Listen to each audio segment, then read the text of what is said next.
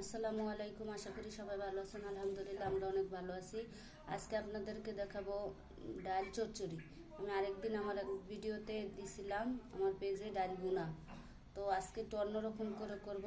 এই ডাল বুনাটা সব হাতে মাখায় একবারে বসাই দিব, লাস্টে হালকা বাগার দেব।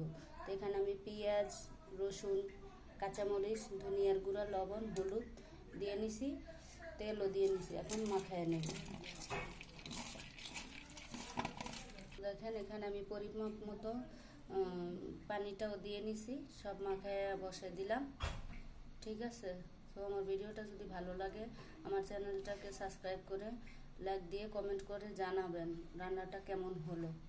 ঠিক আছে। আর আমি ডালটা আধা ঘন্টা আগে ভিজিয়ে রাখছিলাম। ঠিক আছে। আপনারা ডাল এভাবে যেভাবেই রান্না করেন, ডালটা যদি আধা ঘন্টা 15 মিনিট ভিজিয়ে রাখেন, ডালটা তাড়াতাড়ি সেদ্ধ হয়, ডালটার স্বাদটাও অনেক বেড়ে যায়। তো এখন আমি ডালটা বসায় দিচ্ছি, হইতে থাক। তো দেখেন আমার ডালটা হইতেছে। অনেক কাপড়ে আবার অনেক পেজে দেখি কমেন্ট করে যে ডাল রান্না দেখানোর আবার কি আছে।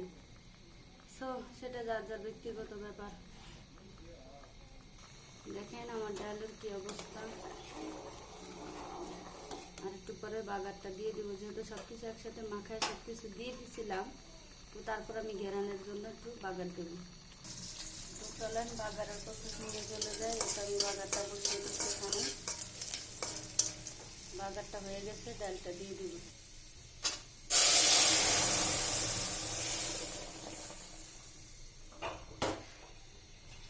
দেখেন